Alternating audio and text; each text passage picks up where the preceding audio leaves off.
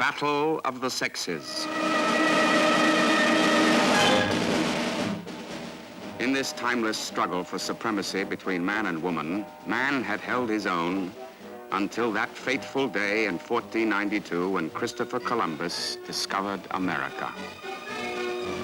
Out of this new world emerged a new woman, destined to turn man the hunter into man the hunted.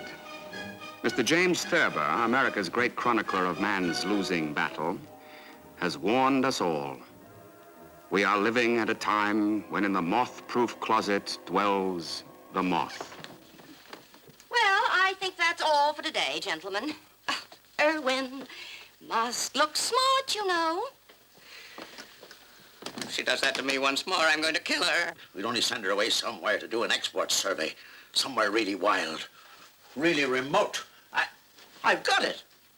We've never had an export survey of Scotland. Scotland? CJ, that's great. Imagine, Scotland. Irwin Hoffman here can go with her. CJ, you can't do that to me. You can't do it. CJ, I'll do anything, but you don't mean it, do you? You wouldn't do a thing like that to me, CJ. We've been pals.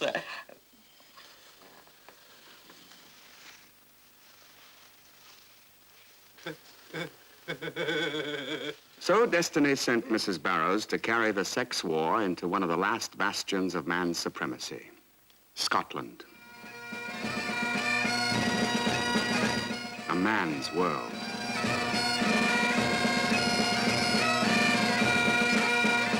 A world in which the shortest skirts are worn by man.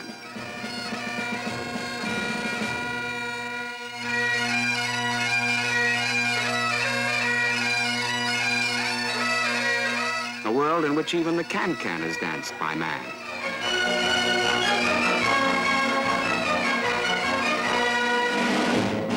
This was to be the battleground. Now, every war produces its hero. The man with that little extra something that other men haven't got. The Superman.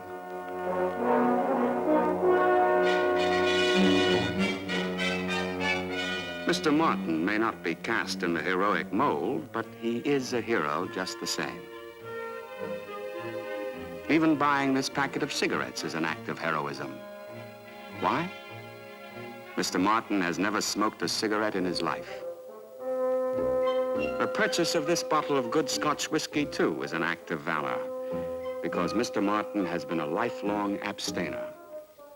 Strange? Certainly is. But perhaps we'd better begin at the beginning, in Scotland's capital city, Edinburgh.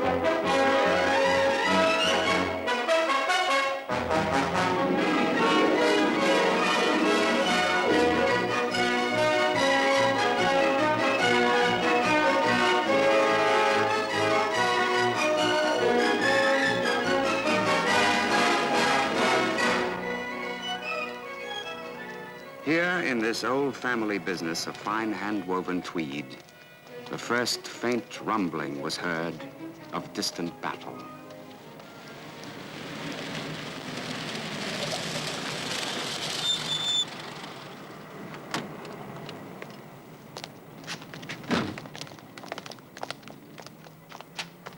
Oh, sorry, Mr. Darling.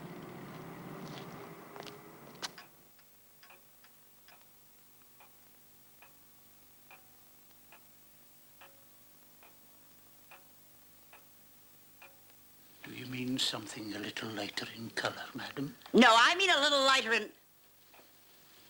I mean a little lighter in weight. This is a bit heavy for California.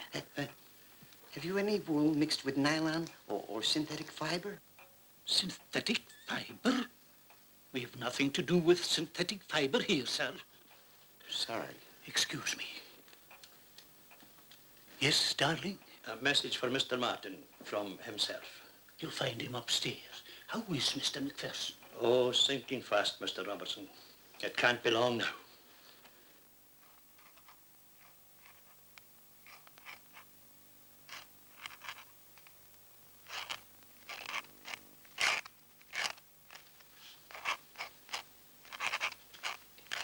Mr. Meekie, Yes, Mr. Martin? could you try to find a quarter nib, please? Oh, I'm sorry, Mr. Martin.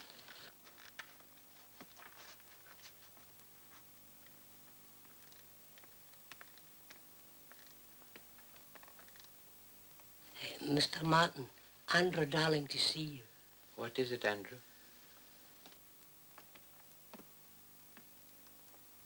It's Mr. MacPherson, sir. I have to take you there at once. How is he? Getting very weak, the poor man. Dear, dear, dear. I've heard the call, Martin. The great weaver himself is waiting for me. Oh, there's plenty of life left in you yet, Mr. MacPherson. I'm dying, Martin. I shall be gone before my son comes home from America. Will we telegraph him to hurry back? Oh, he's ill himself, poor laddie. In quarantine with the mumps. He never was strong, you know, Martin. It's a pity I sent him to school in England. Too soft. Careering about Windsor in frock coats. I'm worried about him, Martin. He's not quite ready to take on the responsibilities of a big business. You have to help him. I'll do my best, sir. I'm sure you will. You always have. That's why I'm asking you. Give me a drink.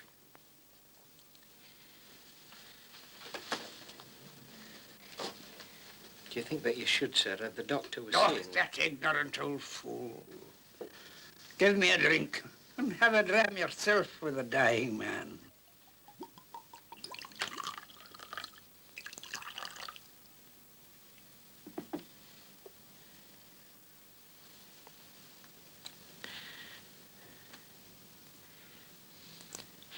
If you'll excuse me, Mr. MacPherson, you know I never... I nearly had you, Martin. I thought you might have given way to sentiment, but I should have known better. Man is fallible, but Martin is not. Well, put your dram in with mine and I'll drink for the two of us.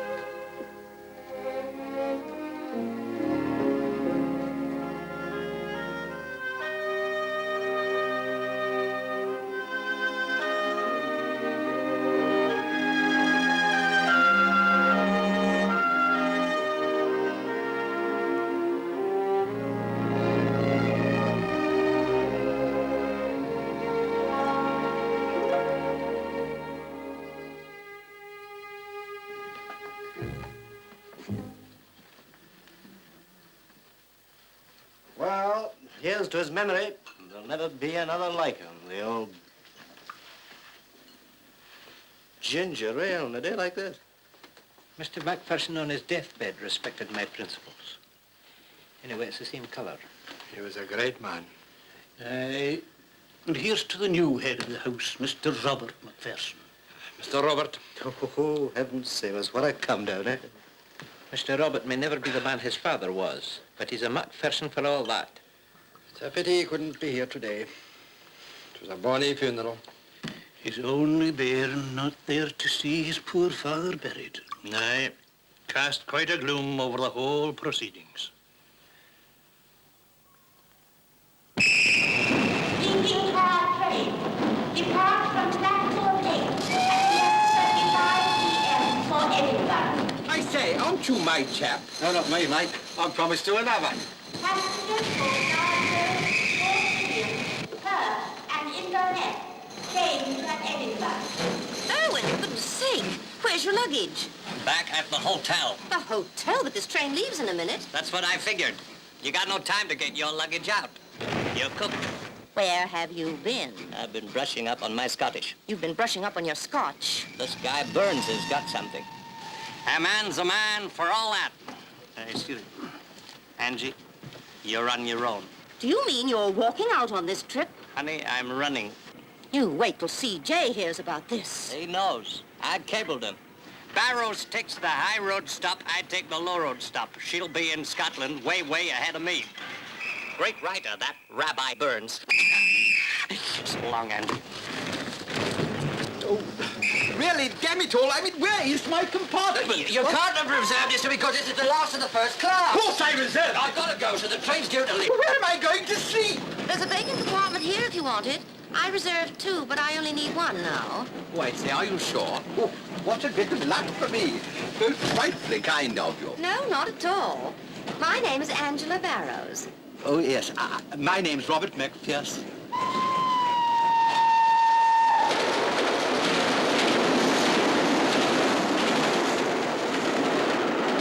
The House MacPherson Tweeds. Well, of course I've heard of them. Do sit down. Oh, thank you. So you're the Robert MacPherson. Well, you must have quite a business. Well, it's really just an old family firm.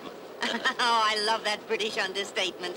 I'm very interested in all businesses. I'm the personal advisor to the president of a very big American corporation. I'm a business consultant. You mean a sort of efficiency expert? Well, it's a little more than that. We try to apply psychology to business. Apply psychology to business? My goodness, what will they think of next? Well, you're certainly efficient. I mean, first my sleeper, and now the brandy. I don't know what I should have done without you. Your staff certainly should have reserved you a compartment. You ought to give them hell. Well, that is, you ought to put somebody on that little old carpet. No, I'll do that. Perhaps when you've finished with your American, you'll come and put my house in order. Well, I should certainly like to look over your business. You would? It's a date.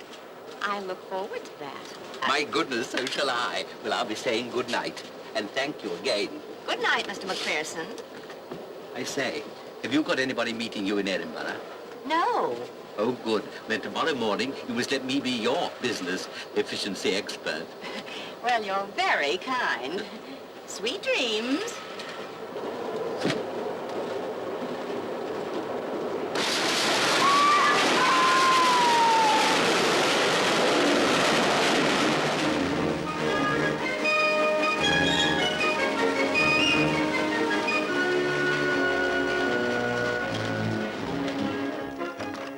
Darling's been with us for ages, you know. He used to drive me to kindergarten. Didn't you, darling, eh? My, when was that built? She was built in 1925, lady. She's a beauty. Uh-huh. Beat you to it. The George Hotel and then the office. Wait.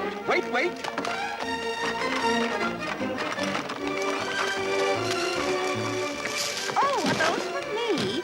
Oh, Mr. MacPherson, thank you. My goodness, aren't they beautiful?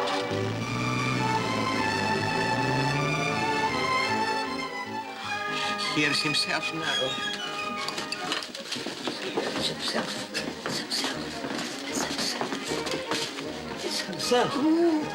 Mr. Robertson. Mr. Graham. Mr. Robertson. It's himself. It's himself.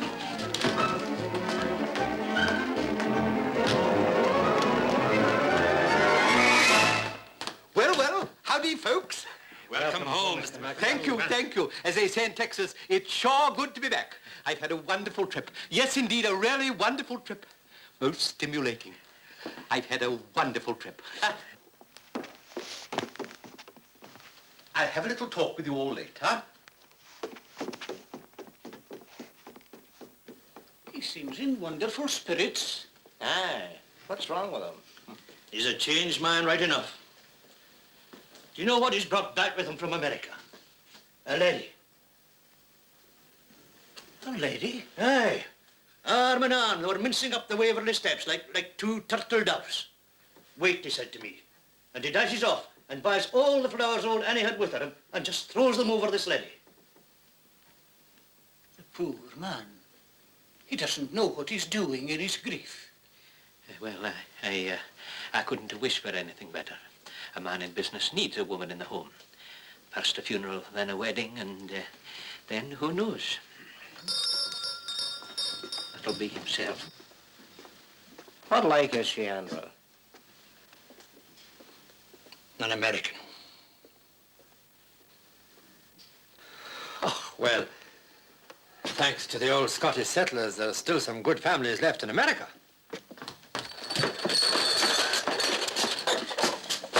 Jeannie, must we have that clatter? Sorry, sir. It's the tray. The cats dance about on it as if they were doing a reel. We'll try to keep them quiet. We thought the heads of departments might open the list for the wedding present. It might encourage the others. He didn't actually say they were getting married, but he was quite poetic about her. He said she was like a breath of the new world. Oh, honey, this place is just not for real. Oh. Will that be herself? Oh, this is marvelous. It's like something out of Dickens. Oh, do you think perhaps I ought to do it up a bit? I mean, I could get myself a new desk. Oh, no, it would be a shame to touch it. It's a museum piece. But if we are going to do it over, will you just relax and leave everything to me? A desk? No, you don't want a desk. No big executive has a desk anymore. That's... Mind, we've only Andrew Darling's word for it. They were like turtle doves. That's for me.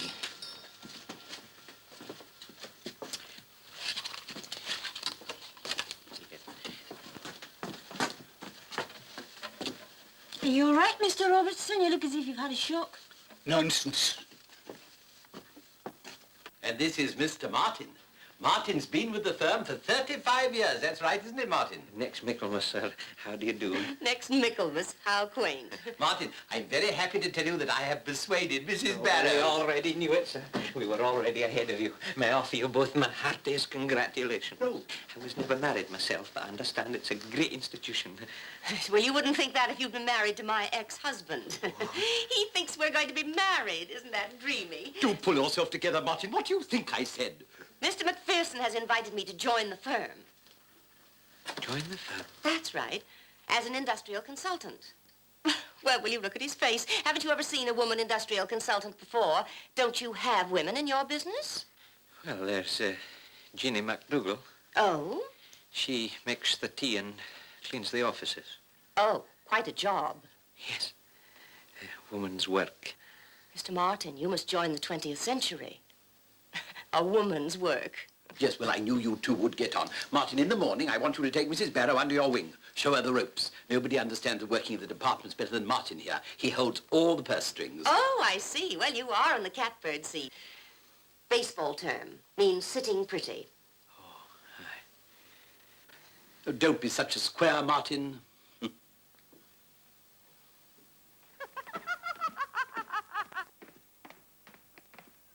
Ah, so this is the accounts department.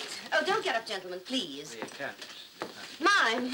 Well, this is quite a change from any filing system that I know. Yes, well, I don't suppose you could really call it a system, but we do find what we want when it's needed.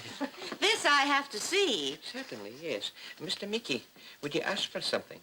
Ask for something? Aye, anything. Can I have a cup of tea, please? No, Mr. Meekie. Ask me for an account. A statement of the accounts as to the end of July last year. Aye, that should be a good one to demonstrate with. Yeah. I just get the steps. Oh, Mr. MacDonald, would you mind just helping me across? You don't usually keep these over there, Mrs. Barrows, so I can do it, you know it. You'd never think this was a chair. It's not, it's a pair of steps. Hold my legs, Mr. Meekie. Let me see now. Here it is.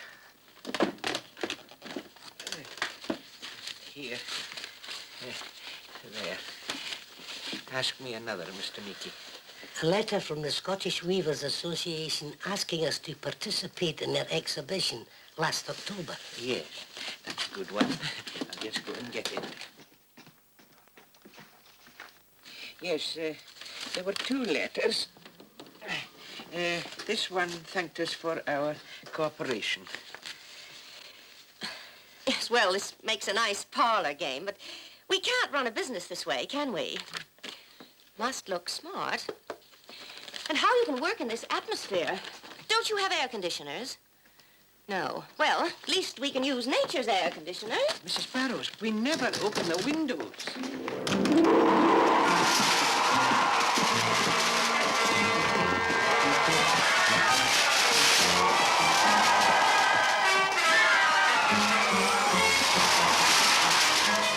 Mrs. Barrows, look what you've done. I'll tell you what I've done. I've got you a new filing system. Oh, for Pete's sake, shut it! Great balls of fire. Is that how you tackle the home market? I don't understand, Mrs. Barrows. You're selling to 20th century customers. Your display figures must look like 20th century people. That's psychology, Mr. Robertson. I mean, who would want to identify themselves with a couple of scarecrows like that?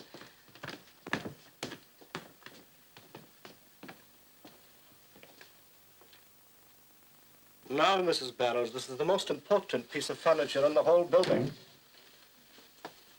Will you take a wee snifter? No, thank you. It's too early for me. But you do keep a cozy little pub here.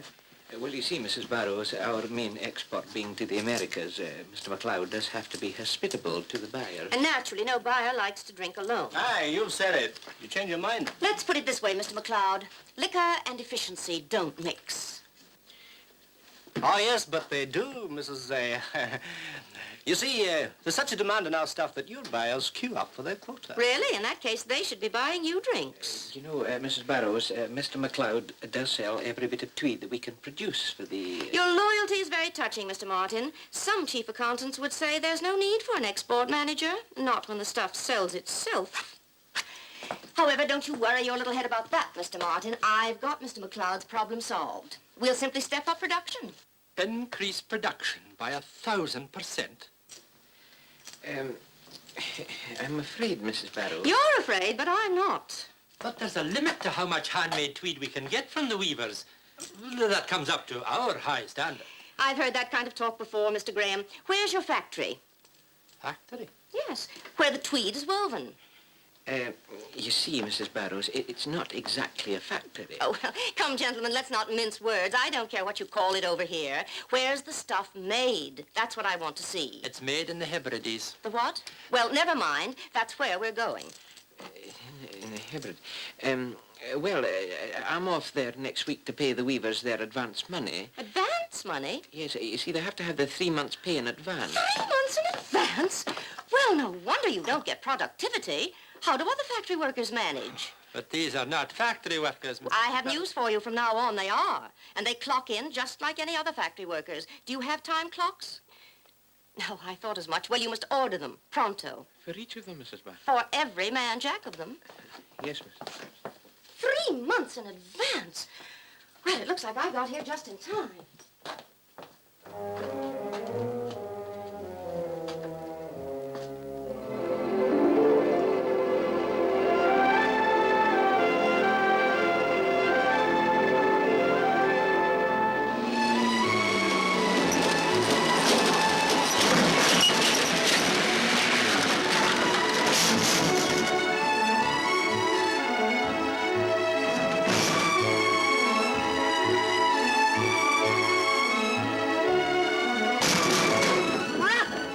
Location for a factory. Couldn't you have found someplace nearer home? Well, it wouldn't be easy to move the weavers. They've been making tweed here for hundreds of years.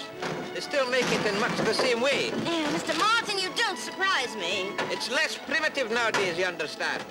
How primitive can you get?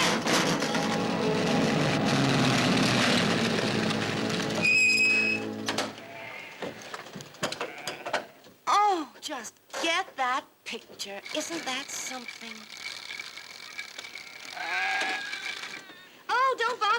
on my account. I've got no time to be a tourist. Let's press on to the tweed business.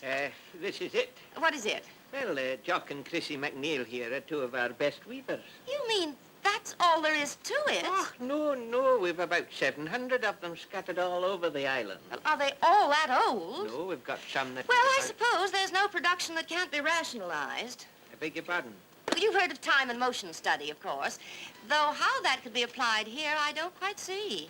We've plenty of time here, Mrs. Barrows, but there's not a great deal of motion. Oh, come now, Rip Van Winkle. Don't tell me you've never heard of mechanization. Well, I suppose it doesn't matter as long as Mr. MacPherson has. Just wait till I hit him with my plan for centralizing the weaving. Well, you go... must look smart, you know. Now, you go off and do whatever it is you have to do, and then let's get the hell out of here.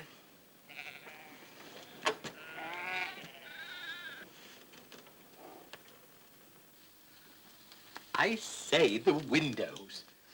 Are they real glass? Perspex. I could get a torch bulb and run it off a battery at the back. They'd light up. They'd look wonderful in a dark room. Yes, I'm sure they would, Robert. But what do you think of my project? Well, it's bold, of course, isn't it? It's very bold. I'll give you that. Mind you, it's a break. It's the biggest break you've ever had in your life, and the best. I mean, it's a break with tradition. And how? You're the head of this house now, Robert. You must create tradition, as your father and grandfather did. Yes, I must say, it's beautifully made. In years to come, people will say Robert MacPherson began it. Encyclopedias of the future will talk about the MacPherson method for the manufacture of tweed. Oh, I say, I mean, you don't think encyclopedias? Well, I shall have to talk it over with the boys. I mean, try it out, you know. Talk it over with Martin. That's the one. Try it on the dog. Well, don't you let them talk you out of it. Remember, you're top dog. Oh, this is a big step, Robert, but we'll take it together. Robert, I wish you wouldn't think of me as a woman. What? I'm your business partner. Now, I've got a lot to do, and so have you.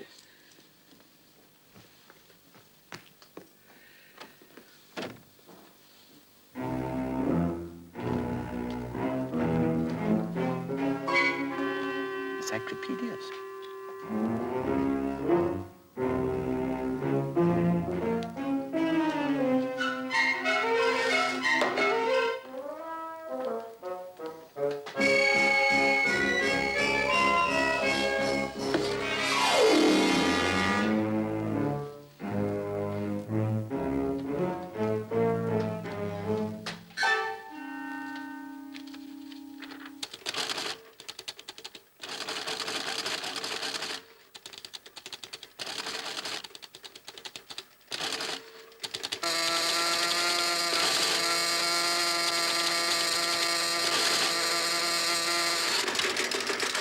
Hello, this is Mr. Martin here.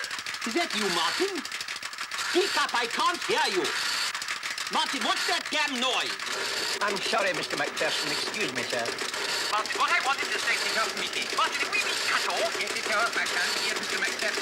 Oh, there, Martin. Sorry, excuse me, Mr. MacPherson. It's your repeater, please. It's Jeremy. Switch it off, Mr. Meekie. Hello? Come into my office straight away, will you? I'll come over right away, Mr. MacPherson. There's no reason to shout. I'm not deaf. I'm very sorry, sir.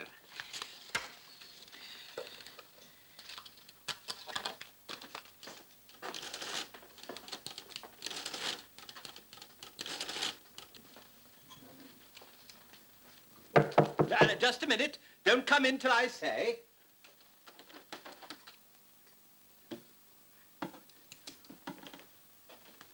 Come in now. Martin, over here.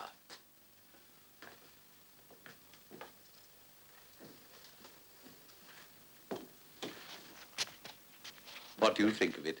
Good effect, eh? Yes, it's very nice, sir. Is it for an advertisement? You'd be surprised.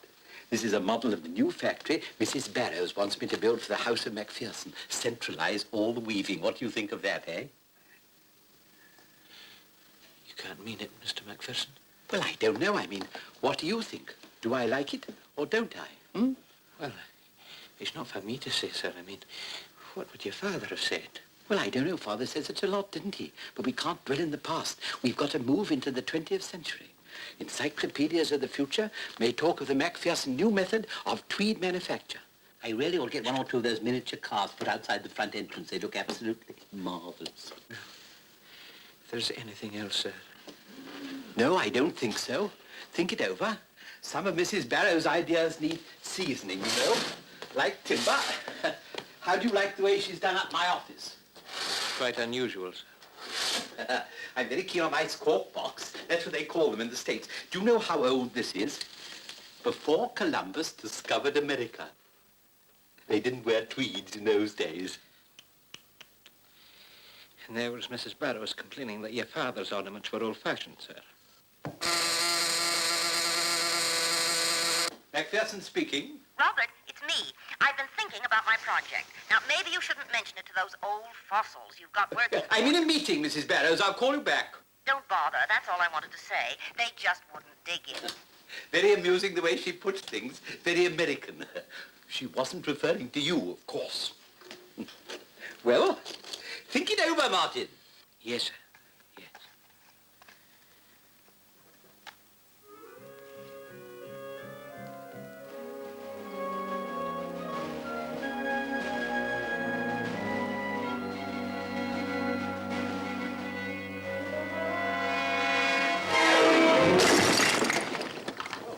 Look at that.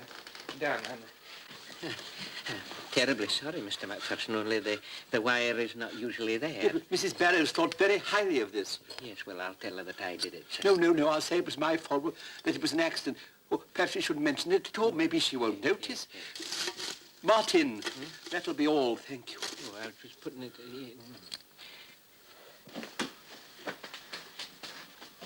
I'm very sorry, Mr. Professor.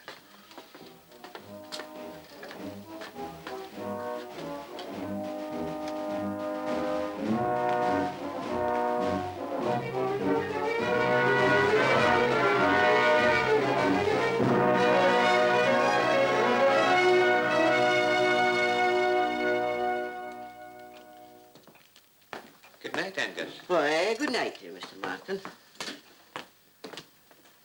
Oh, Angus, you'd better have a look at the upstairs windows. Mrs. Barrows is inclined to leave them open. I'll see to it right away. The insurance company don't share her enthusiasm for fresh air.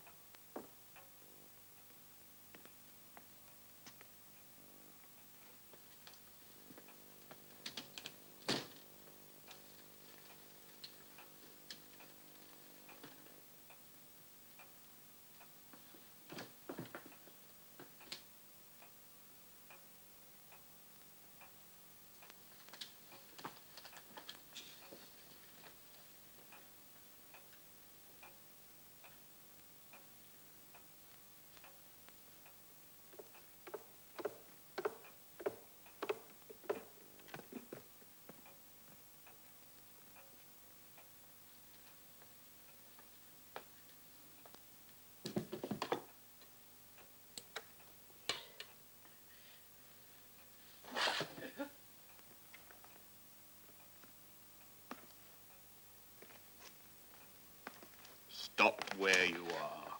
Come on, get those hands up. Better come quietly.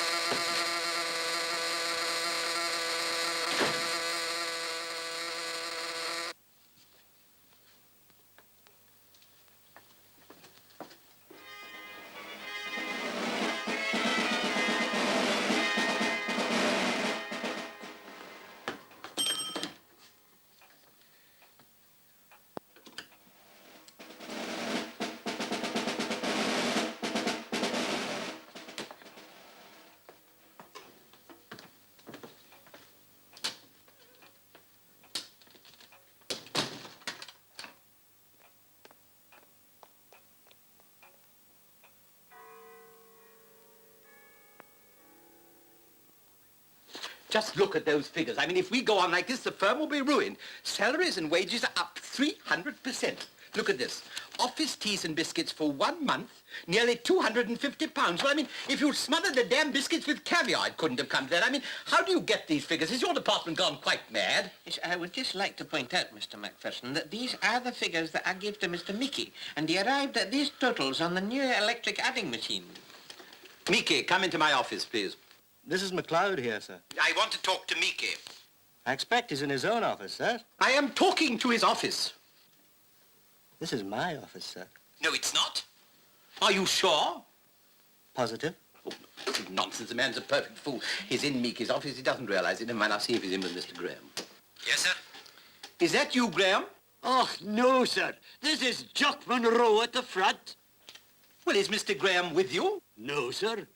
There's only myself and Jock MacDonald. Who is Jock MacDonald? The new lorry driver, sir. Well, what is Jock MacDonald doing in Mr. Graham's? No, never mind. I don't want to talk to him. I think you'll find that Mr. Graham is in the showroom, sir.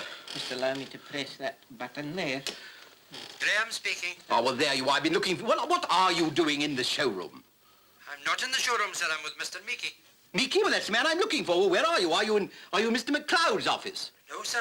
I'm in Mr. Martin's office. Well, you better stay where you are and I'll come and find you. I really don't know what's the matter with the staff today. None of them seem to know where they are. Yes, it's just so that the boys are finding these a little bit difficult to get used to, but once they understand the working of them, it'll be all right. Don't be such a stick in the mud, Martin. Perfectly simple. A child could use it. Jeannie, you faithless old witch. Where's my tea? I had a bit of a rough night last night, and I've got a tongue you could roast chestnuts on. McLeod, will you spare us your symptoms and take an aspirin? Where was I? I've been thinking, Mr. MacLeod, it's no use you're nagging me. I've only got the one pair of hands and I'm not supposed to bring tea around until 11. And if you were to ask me, you'd be better off with a purge. Mrs. McDougall, will you try and show a little more respect for the heads of the departments? Mr. MacPherson. That's me. Now, come along. Let's get out of here before there's any more of this.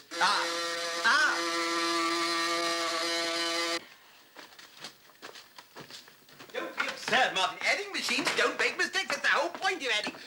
Good grief, what's happening in here? They're having a picnic or something? We got them trying to sort out last month's figures for you, sir, to compare them. We've been at it since 10 o'clock. Yes, sir, this new filing system takes a wee bit of a getting used to, but as you said yourself, Mrs. Barrows' ideas do need seasoning. Quite right. Where's the adding machine? It's over here, sir. Here? Oh, I say, it's jolly compact, isn't it? Now, how does it work? Well, just add anything you like together, sir. Say, 2 and 2. Now you press that. Oh, I say, that's jolly good, isn't it? Yes, sir, but it says 22. Well, 2 and 2 do make 22 in a way, don't they? I mean, it's got a sort of logic of its own, hasn't it? You might say that, but it doesn't help with the salaries and wages total for the month. You've got a point there. Perhaps that was a bit too simple for it. Let's give it something it can really get its teeth into. Now then, give me a number. £142, 15 and 9. Divided by £3, 7 and 6pence. There we go.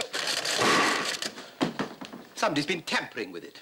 Well, there's none of us in this office, sir, have anything to do with machinery. Well, you better find somebody who does and tell Mrs. Barrows. In the meantime, you can go back to your old system. Just as you say, Mr. MacPherson.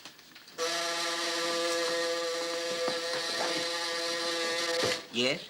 That you, Robbie, old man? Just testing this infernal box. Every time I try to get Jeannie, I get puffing belly and... Get that machine out of here and tell MacLeod to come and see me in my office right away. You can get him by buzzing the back gate. Mr. Martin, we can't seem to find last month's figures anywhere. Oh, well, don't worry. No doubt they'll turn up later. And Mr. MacPherson seemed a wee bit upset. Aye. Martin!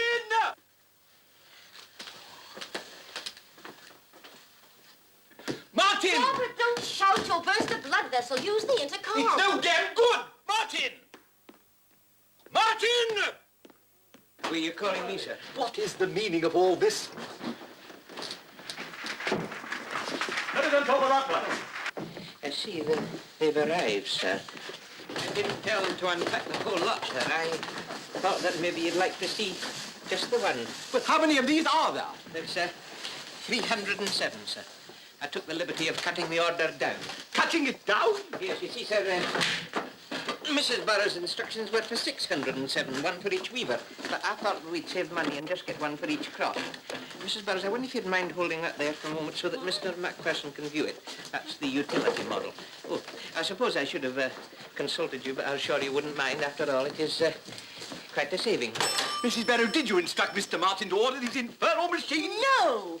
Well, yes, in a way, I suppose I did, but I meant 1 clock, Mr. Martin, 1. Really, Mr. Martin, I don't dig how you could... Mrs. Barrow, if we go on like this, the only thing we'll dig will be our own graves, really. I'm not a bottomless well, Martin. You must realize we haven't got all this money to throw around. What am I expected to do with all these? Shouldn't worry yourself, sir. I'm sure that something can be arranged. Are you, Martin? Yes, I think, yes. Oh, well, that's settled then. Those are my instructions. I want everybody to get this perfectly clear in my mind. I mean, in your minds. Mr. Martin will see what can be arranged. I want all these clocks removed. I'm not going to pay for them even if they sue me. They can't sue me, can they? Won't come to that. You won't let it come to that. I don't think you've any need to worry about that. I think I want an aspirin. Or do I? Yes, I'm sure I do. This is all your faults. Oh, weave yourself something out of that. You're a canny man, Mr. Martin, right enough. Aye. All right, boys, back to the warehouse.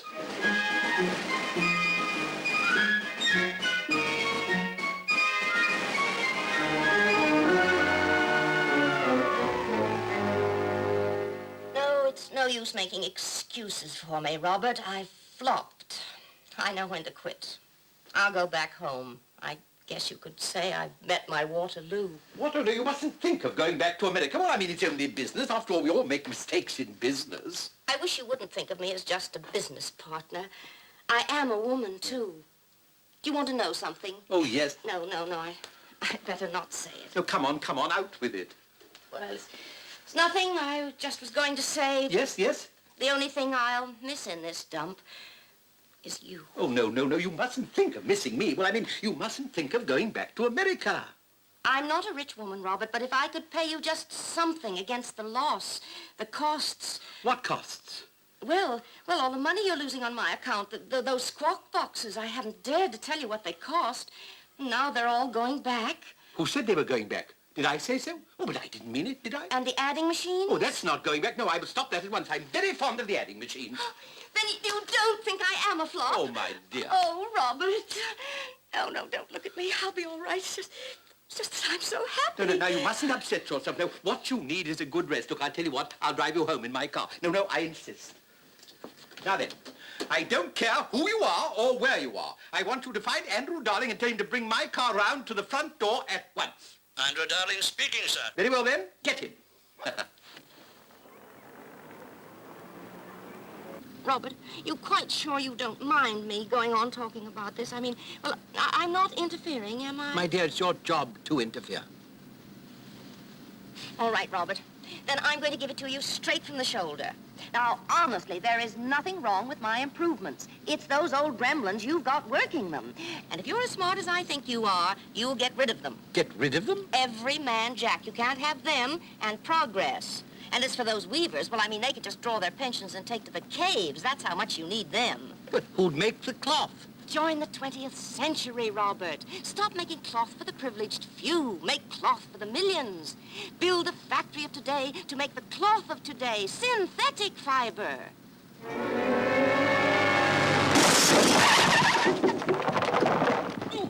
Are you all right, darling? Yes, sir. Not you, you great old... Easy. Oh, it's time you got rid of him, too. And this old crate.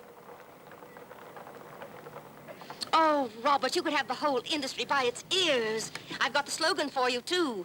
MacPherson's fiber's what you need. Better far than handmade tweed.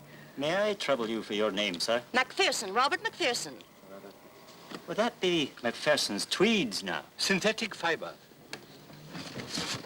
Synthetic fiber?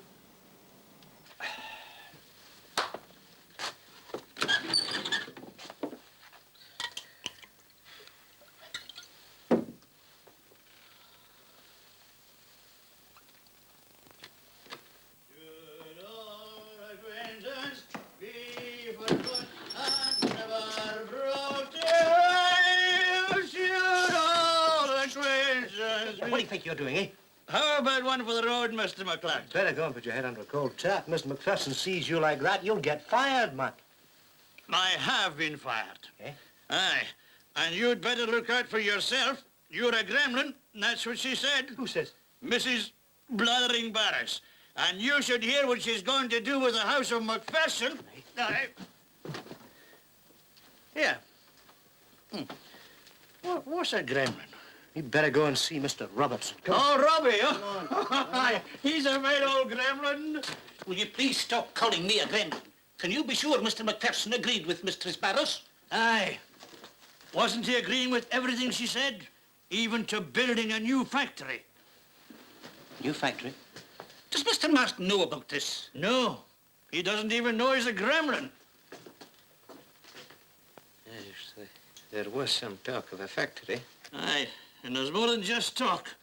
The weavers are going to be evicted from their crops. You're talking nonsense, Andrew. Why should they be? Why? I'll tell you why.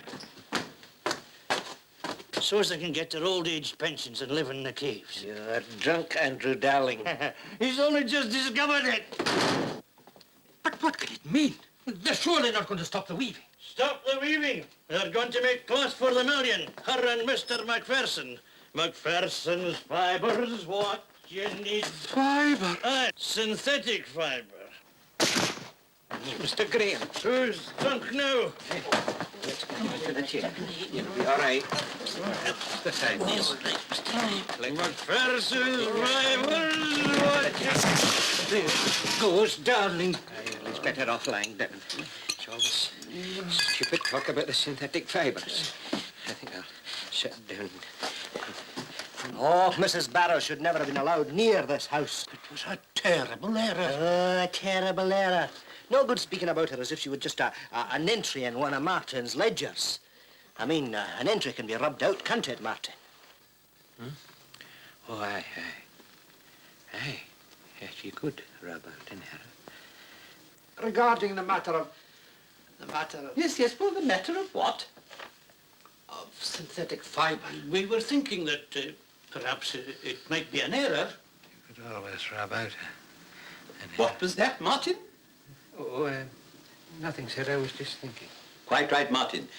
Mrs. Barrows says we must all put our thinking caps on. She regards herself in this organization as a sort of baffle or sounding board, against which members of the staff must be free to bounce as often as they please.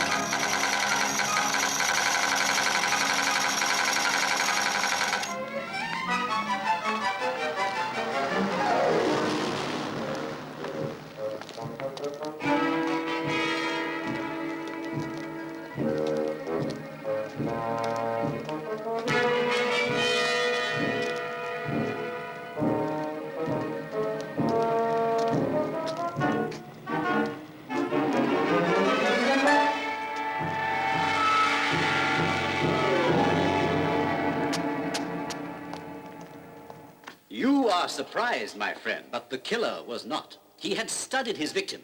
He knew she was a drug addict. He had calculated that by the time he entered her house, she would be what our American cousins would call cooked to the gills. Cooked to the gills? But where does that lead us? There were no fingerprints in the house other than those of the dead woman. For an obvious reason, the killer never removed his gloves. Gloves? The fingerprints on the knife. The gloves. Those, too, were the prints of the unfortunate victim. Naturally. The killer would not risk the purchase of so obvious a weapon.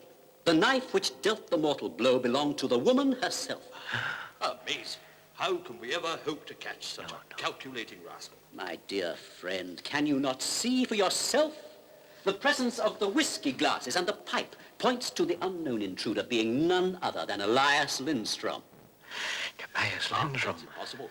You said yourself that Elias Lindstrom neither smoked nor drank. It is quite elementary, my dear. Neither smoked nor drank. Lindstrom had brought a pipe into that poor woman's house and had poured himself out a drink. Perfect. Perfect. Excuse me. Yes. He was secure in the knowledge that he would be the last person to be suspected. Well done. Well done. Yes. Oh, very well done, McMillan. Very well done.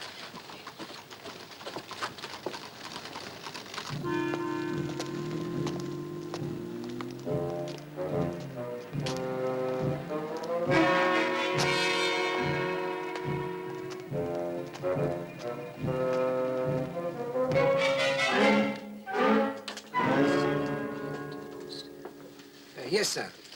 Serve your customers first. Oh, we're just having a crack. What would you like, sir? Some cigarettes, please. What kind? Any kind. Those red ones, I always have those, yes. Filter tips? No, just a cigarette, please.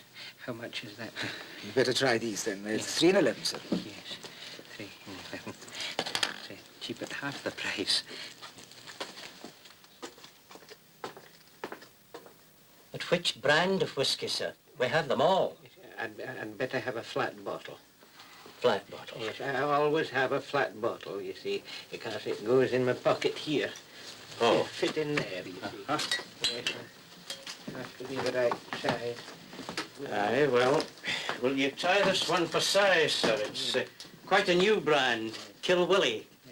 Kill Willie? Aye. No, I don't like the name. Oh, but it's a good fit and a very good blend. No, I don't like the name. You know. I'd like a different name with another bottle. Well, now, how about this old acquaintance? Aye, that'll do fine. Aye, I'll have that. Will I help fit? Try it in there. Yes. How much do I owe you?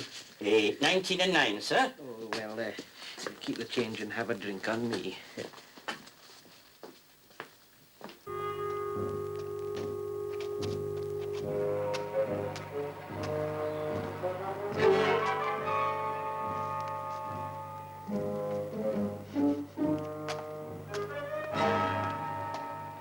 How are you today, Mrs. Barrows?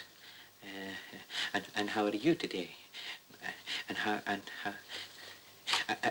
are you today, Mrs. Barrows? Oh, it's Mrs. Barrows. Yes. And how are you today? Well, I'm just fine. How are you, Mr. Martin? Oh, well, I can't complain. Have you noticed the evenings are getting longer? That generally happens about this time of the year. Yes. It's a problem to know what to do with them. I usually stay at home of an evening. Well, I can't say I blame you. If there is any nightlife in this dump, I haven't found it yet. Still, it's nice to stay at home and entertain your friends. I suppose you have a lot of people to see of an evening? Yes, sometimes, but you must excuse me. I must get on. Yes. Do you ever spend an evening by yourself at home sometimes? Yes, sometimes. I'll be seeing you.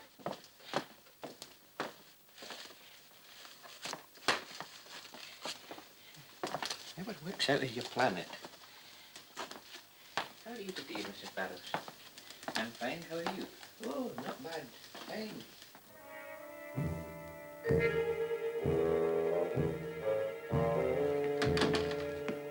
Will I see you later in my apartment? Well, I was thinking perhaps I'd better spend the evening at home, try and kill my wretched cold. What? That may be wise. If you change your mind, just give 3 rings. I won't come down to answer the door unless I know it's you.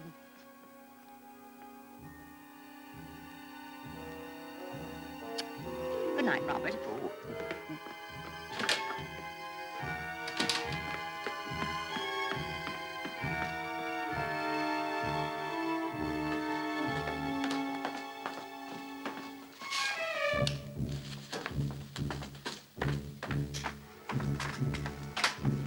Good night, Mr. Meekie.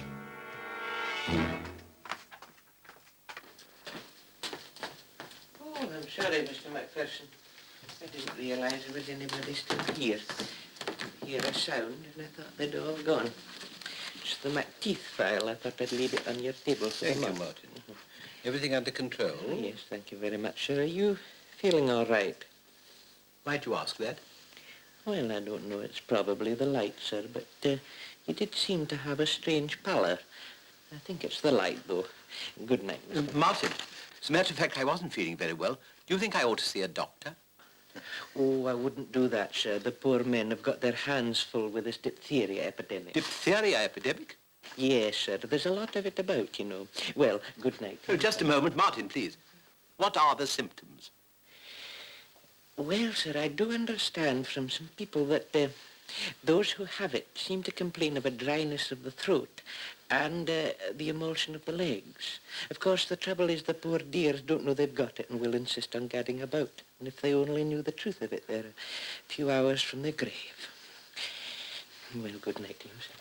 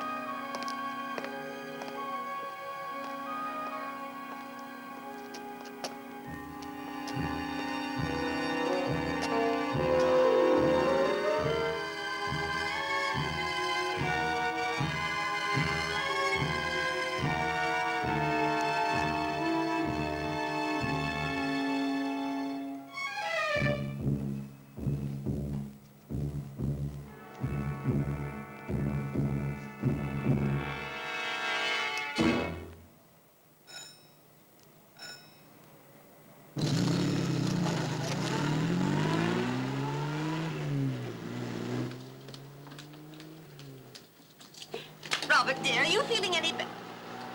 Oh, for Pete's sake, what are you doing here? I want to talk to you. I've got a message. From whom? From somebody you were expecting. Can we go up?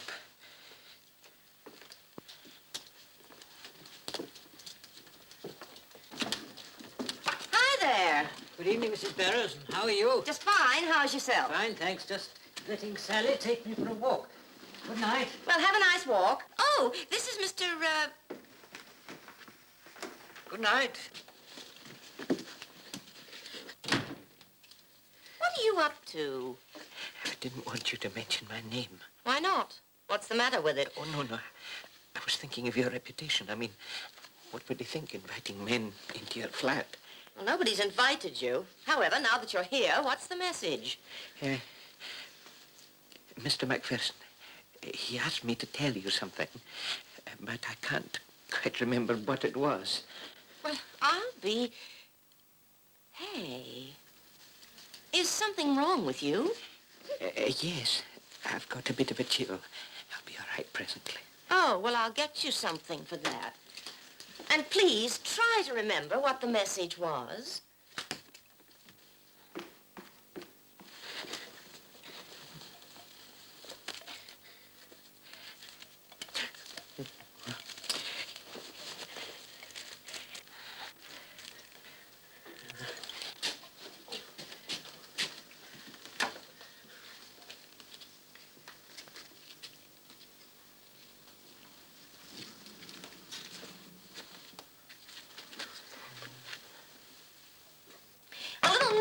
You good, but I forgot you don't...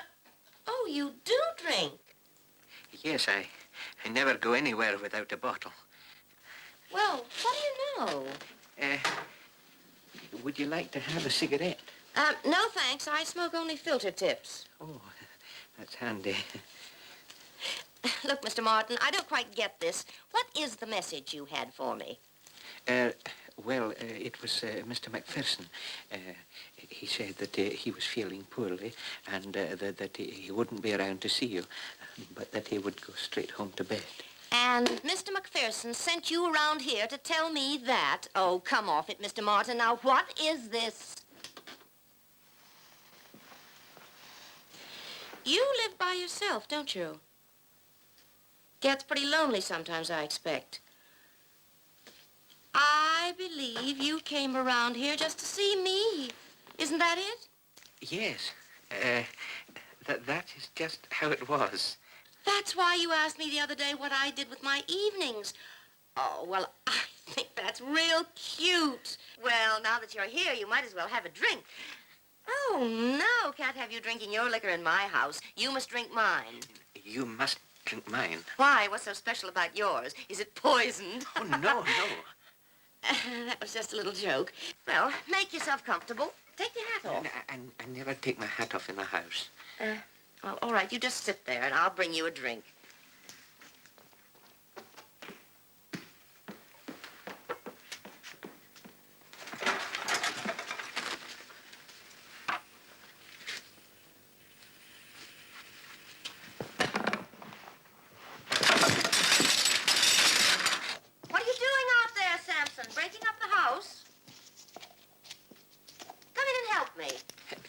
Coming.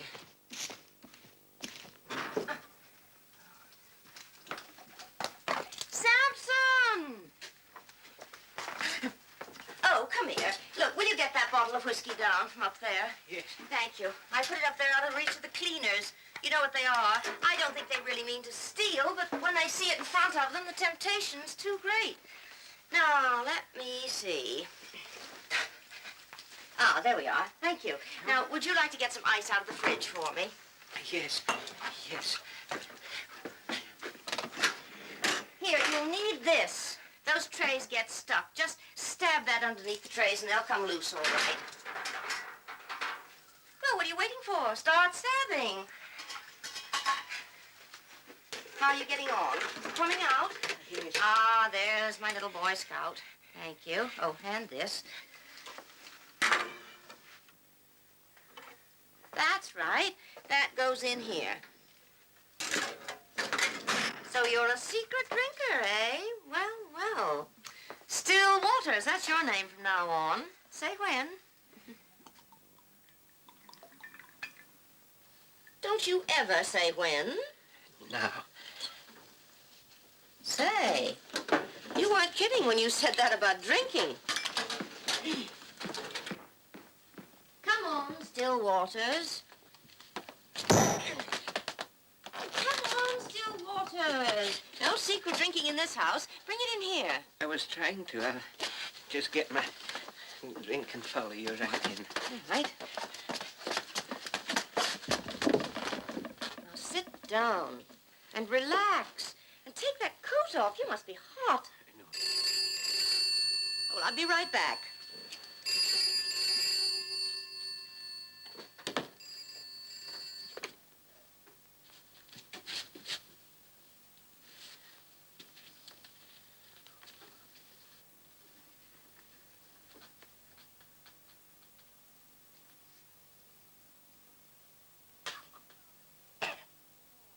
Robert, if the thermometer says you're normal, I expect you are normal.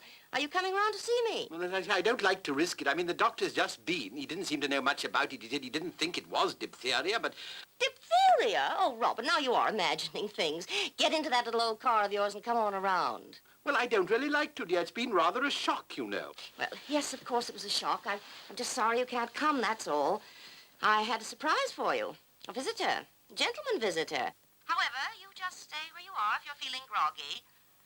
I expect you've been working too hard. He's a bit late, isn't he?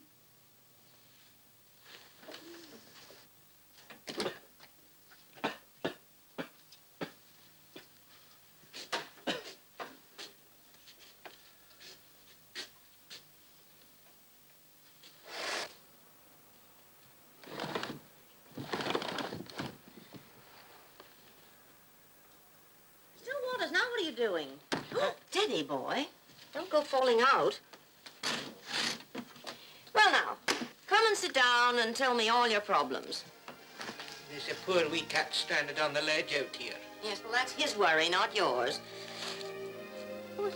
Pussy, puss. Come on, puss. Pussy, puss. Oh, for heaven's sake. Come along, puss. Where is the silly animal? I'll get rid of it. Just stranded on the ledge down there. Where?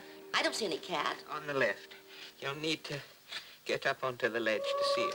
Oh, there's nothing down there. I'll hold on to your legs, don't worry. Well, where? Where's the cat?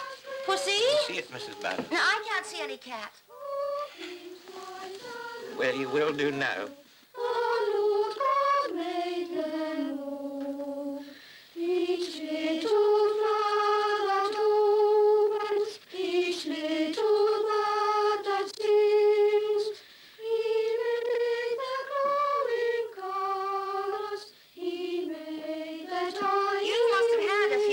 you came. There's no cat down there.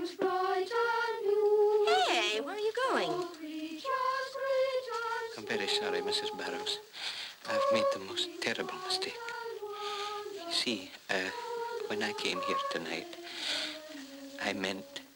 I know what you meant, you silly boy. I'm not offended. Come on, here, come on. Back and finish your drink. Well, Mr. Martin, drinking, smoking, and being a lady killer. What would they think at the office if I told them? I don't think they'd believe you. You're darn right they wouldn't believe me. They'd think I was imagining things, like you seeing that cat that wasn't there. They'd think I was out of my mind. Yes. They would think that you were out of your mind. Little men in white coats would come for me. I'd be put away. Oh, you never fooled me for a minute, Mr. Martin. There's no such thing as a man with no vices.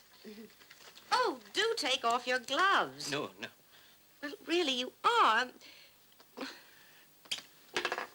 I'm going to drink a toast, Mrs. Barrows. A toast? Aye, a toast.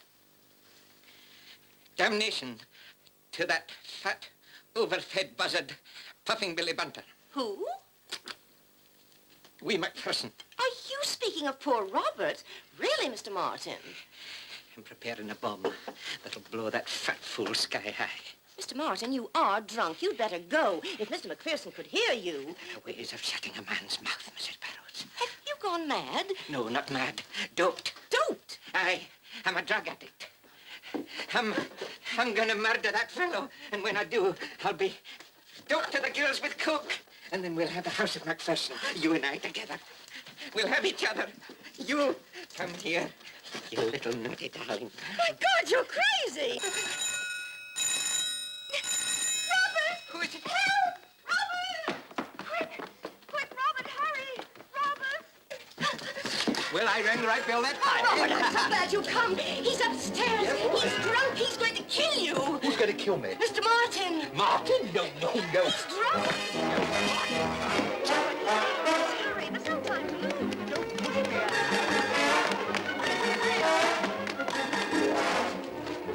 Where? He's hiding. I'll flush him out. Must have imagined it. Imagine nothing. He was normal, and then suddenly... And I even trusted him with a carving knife in the bedroom. What was he doing with a carving knife? For Pete's sake, forget the knife and help me find him. Must be here. He's behind Mr. Martin.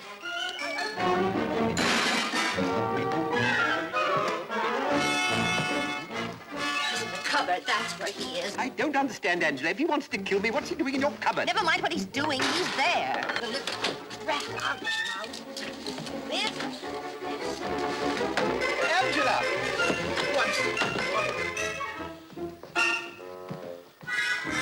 The bed. He's under the bed.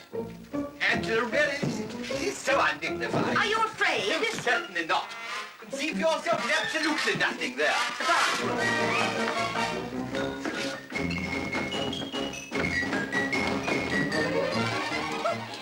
The cupboard. Now, come out, you son of a...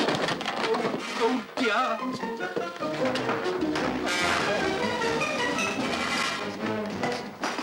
Oh, but you're so helpless. If only there were a man here. Quite right, dear, quite right.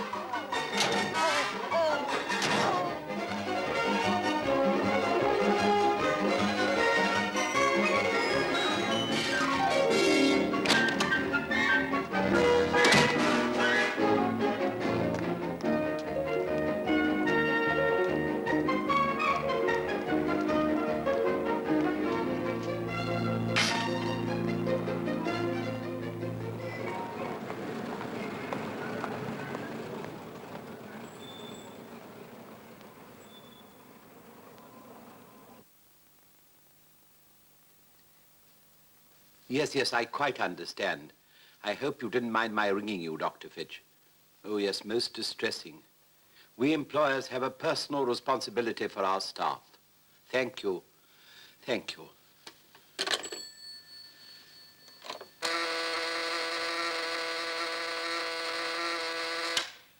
This is Mr. Martin speaking. Martin, old chap, step into my office right away, will you? Yes, Mr. MacPherson. I'll come over straight away.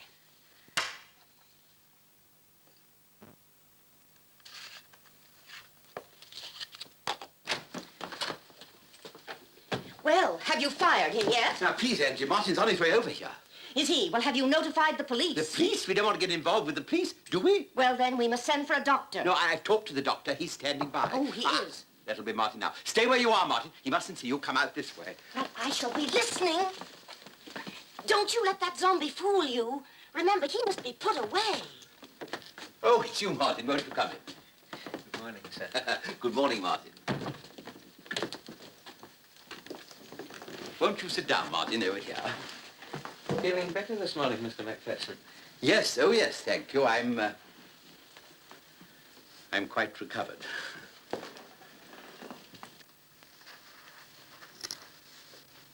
Oh, you know that I never smoke, Mr. Oh, how stupid of me. After all these years with the firm, I ought to have remembered that. How many years is it, Martin?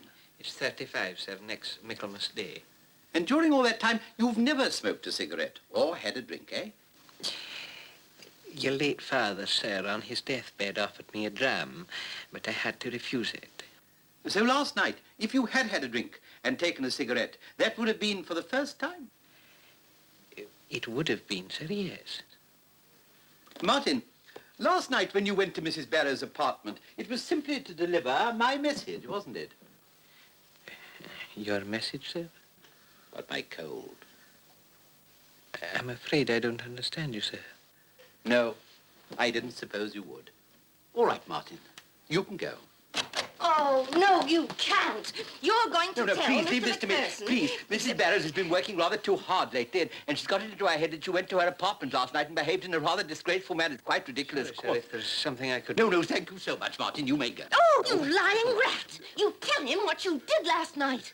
He was drinking. He had his own bottle. He was drinking and smoking his own cigarette. Quite impossible, dear. All the cigarette ends had lipstick on them. There was only one glass, and that had lipstick on it, too. Let's thank you so much, Martin. Oh, for heaven's sake, ask Mr. White. Mr. White saw him. Who's Mr. White? The blind man. What? Well, I mean, he would have seen him. His dog sniffed at his trousers. I have no dogs. I mean, Mr. White's dog. Don't listen to him, Robert. You mean Martin was seen by a blind dog? No. Listen to me, Robert. Last night he was drinking some scotch called Old Acquaintance. He had his gloves on, and when you came in, he was making a pass at me. Making a pass at you with his gloves on? Oh, how can you be so gosh darn stupid? He's going to murder you. He's going to take over the house of MacPherson. He's going to get close to the hills and kill you. Graham, McLeod, here at once, help! Don't believe me. How stupid can you be? As for you, if you weren't such a drab, ordinary little man, I think you'd planned this all. How can you believe him? You're mad. You're crazy. Crazy. You bagpipes. Mrs. Barrows, I beg you to control yourself. You're overwrought. I've discussed your condition with Dr. Fitch. He tells me such breakdowns are perfectly common with women who undertake the burden of business life. I'll give you business life. I warn you to come close. I shall defend myself. Well done, everybody. Will you see to it that Mrs. Barrows is escorted safely home? Easy, Mr. Oh, put me down. I've never been treated like this before in my life. You'll regret this, Robert. Wait till I get my lawyer onto this. Help! Will somebody please help? Oh, I'm sorry this had to happen, Martin. Most distressing. Most distressing for all concerned. I'm afraid Mrs. Barrows' usefulness in this office is at an end. I hope you'll dismiss the whole thing from your mind. I will, thank you very much, sir. Answer it, will you? I don't feel at all well. Hello, this is Mr. MacPherson's office speaking. Who is that, please? Oh, would you mind remaining connected for a moment, sir? Mr. MacPherson is the editor of the Scottish Daily Chronicle. He'd like to have a few words with you. I suppose we must carry on. Men must work while women must weep. Hello, MacPherson here. Who said I was going in for synthetic fiber? Why should I? Just answer me that. Nothing but a damn silly rumor. You can take the facts from me, sir. I am in the, Where am I? The Catbird Seat, sir. I'm in the Catbird Seat. No, I don't know where it is either, but that's what I'm in. Thank you, Martin. That'll be all. Thank you, sir.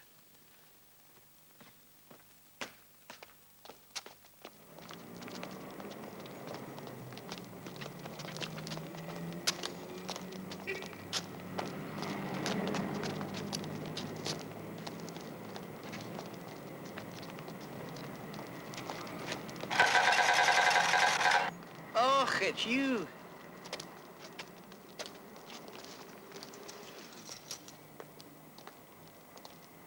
Here. There is no need to use violence. There is many a battle been won without even striking a blow. What do I give you? It's all right.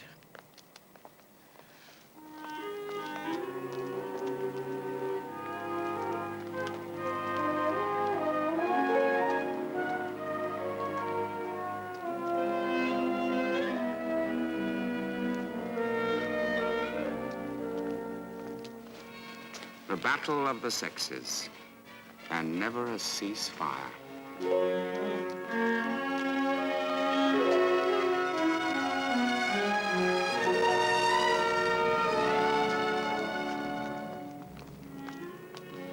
You see, Mr. Martin hasn't reckoned with man's greatest hazard, a woman's tears.